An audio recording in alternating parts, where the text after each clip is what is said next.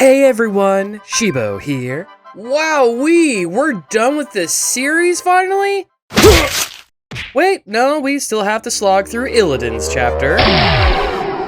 From a dorky night elf to, whatever this abomination is, we get to replay Illidan's rise to power. Does it involve a lot of running away and cowardice? Does it involve manipulation and overall being a jerk? I don't really care, but we gotta get this show going. Anyways, let's get started.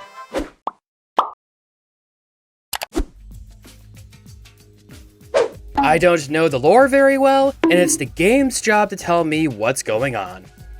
Maybe I will miss saying that. If you remember how the Book of Heroes Malfurion turned out, you'd note how Illidan was portrayed as a crazy man who was bloodthirsty and a total loser in the presence of the awesome nature hippie Malfurion. And you know what? Malfurion was mostly correct in his retelling of the lore. Perhaps I went a little too far in the eyes of my former allies. Illidan faithfully remains as a bloodthirsty psychopath idiot face who also looks really ugly. But he actually has more of a decent and chivalrous origin story than Malfurion led us to believe. We begin with a fight against Death Knight Arthas, who's not labeled as a Death Knight at this point, but come on, just look at the guy's face, who suddenly became the next Archimonde and Manaroth of this series for how much we have to fight him. Surprisingly, Illidan was able to find someone who was smellier than he was. You reek of death, Arthas. Arthas lays some foreshadow mic drops on Illidan about being allured by demons. It is the work of Tychondrius. But also tempts him to embrace the demonic power. And he sways Illidan into claiming the skull of Gul'dan. With how much Gul'dan was mentioned in this chapter? Gul'dan. I think it did make sense to make Gul'dan the penultimate chapter to play. You only say this to tempt me to steal it. But why? God, I WoW villains. Everyone is either super one-dimensionally evil or is trying to con the other. Hey protagonists, stop listening to people who obviously look like bad guys, like this Joker. I needed a guarantee that I would never return to that silent. Illidan said a bad word! Oh my god, developers, how could you? We then fight Tychondrius, and, like all WoW demons, he greatly underestimates our power. Very original. Illidan claims a skull and freaks out Malfurion, making him a... wait for it. Are you ready? Are you sure? Makes him an outcast. Illidan, learning from the bad guys, plans to work with the demons to exploit Arthas. But then he wants to exploit the demons. But then Arthas is trying to exploit Illidan so he can get one over on the demons. Did you get all that? God, everyone sucks. This is now at the point when Tyrande freed Illidan from his 10,000-year prison to fight Archimonde. I must protect the wild. And save the forest. He escaped, and Maiev went to go capture him. Maiev then demonstrates that she's one of the smartest people in the lore. Gul'dan died trying to obtain the Eye of Sargeras. Have you learned nothing from his failure? Nope, he doesn't care. He escapes, thus making Maiev reconsider implementing capital punishment in her criminal sentencing. I take back my smartest person comment about Maiev. She's a bona fide bonehead. To outdo the demons, Illidan readies his attack against Arthas. But wait, he was interrupted by Malfurion, who idiotically destroys the Eye of Sargeras.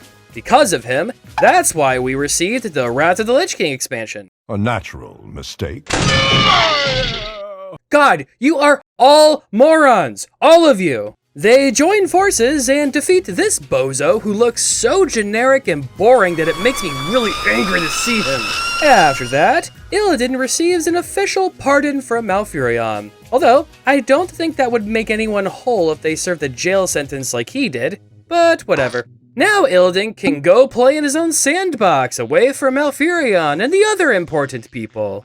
Well, actually, Illidan decided to steal someone else's sandbox in this case. He travels to Outland and steals ownership of that godforsaken dump from the demon Magtheridon. He's also exploiting Akama, a malformed Draenei, by pretending to liberate him.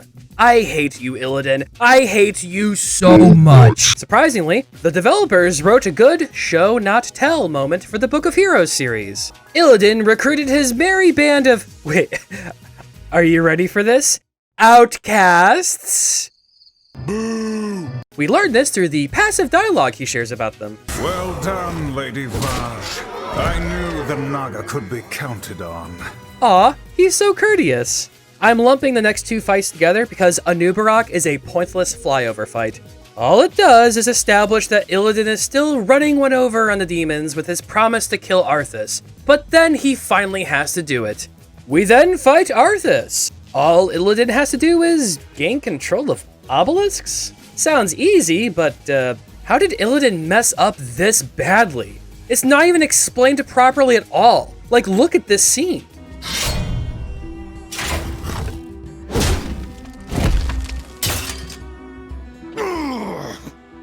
Leave this world and never return. If you do, I'll be waiting.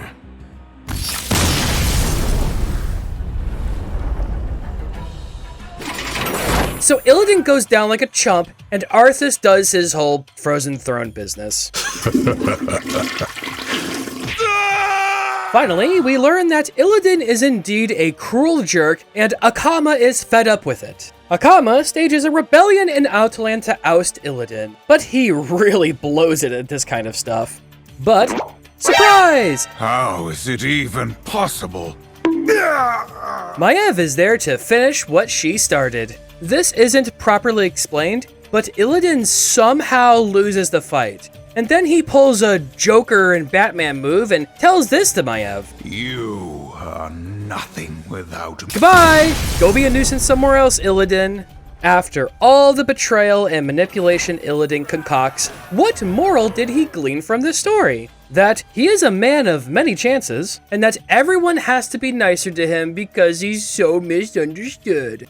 Screw you, Illidan. The first fight plays off pretty simple. Illidan's deck is full of outcast cards, spell spells, and enough bare basics Demon Hunter cards to kill 13 enemy minions.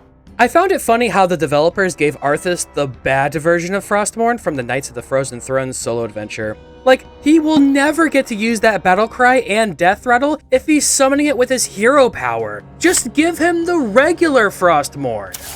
The Tichondrius fight is also a minigame. Deal some damage and get the Skull of Gul'dan hero power, which, honestly, you don't even need to use. The deck plays the same, but now you have Blade of the Penitent, which is a terrible card that you will most likely never play. Wait, is that a typo? The Maiev fight is pretty decent. Now Illidan is playing with a Death Rattle deck with really bad Naga cards for flavor. Maiev fights well, but it's a shame she runs out of gas so soon. Next is the random Death Knight fight. The Malfurion portion involves playing some sort of weird mana-spending game that doesn't matter at the end. The Death Knight you fight is a pitiful experience for him. I mean, look, he only has one card in his hand. He was doomed to fail. And oh boy, the Magtheridon fight. This was so jarring to open up with 5 minions on the board and so much reading to do. I had to take a moment to even understand what was going on and to prepare myself to not get too bored. The deck Illidan pilots is some janky outcast cards matter list. You have to rely on keeping up plenty of cards so the hero power can generate lots of attack for you. This means you have to play by not playing cards, overdrawing, and wondering what life would be like had you not slogged through this chapter. Now, probably the most interesting fight that tests skill is the Anubarak challenge. He plays both of these Nerubian tech cards that see pretty good play in Wild to stop combo players. Also, look at this cool card that spits out more Nerubian combo hosers. While that is really interesting to play around, the deck the developers provide is very confusing. Why did they give me Sulking Imp if Nerebar Weblord is there to stop me? Why make a hideously costed card like Lord of Outland if Nerubian Unraveler is there to make it unplayable? And why is Lord of Outland worded like a kid from the custom Hearthstone card subreddit wrote it? The funny thing about the Anub'arak and Arthas fights is that while Arthas was more compelling with the lore, Anub'arak was much more interesting to play against.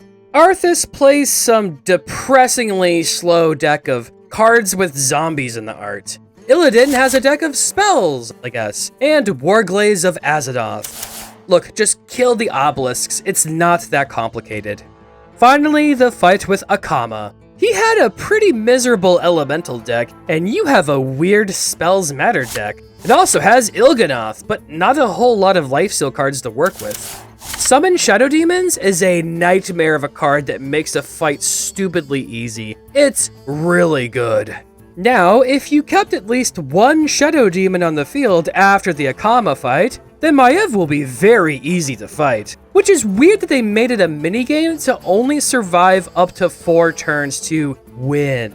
Oh well, I'm bored. Give me my darn Demon Hunter pack already. No. This adventure was, okay. It wasn't too exciting, but it also wasn't the greatest. The decks played very smooth for the most part, and the adventure was easy enough to beat with a little bit of challenge peppered into it. I'm very glad the lore of this adventure didn't end up being a rehash of the Trial by Felfire prologue. It would have really been disappointing to replay that lore again, so that's good the developers did not recycle that content. However, I am a bit disappointed that the developers didn't take this opportunity to tell the story with a fourth wall breaking spin. In my Malfurion review, I hypothesized, well, more like hoped and had my expectations dashed, that the Illidan chapter, the last one in the series, would explore the idea that Malfurion and Illidan wrote the Book of Heroes series together. My brother is such a tree. Perhaps, is Illidan compiling these stories into one book and is gatekeeping information?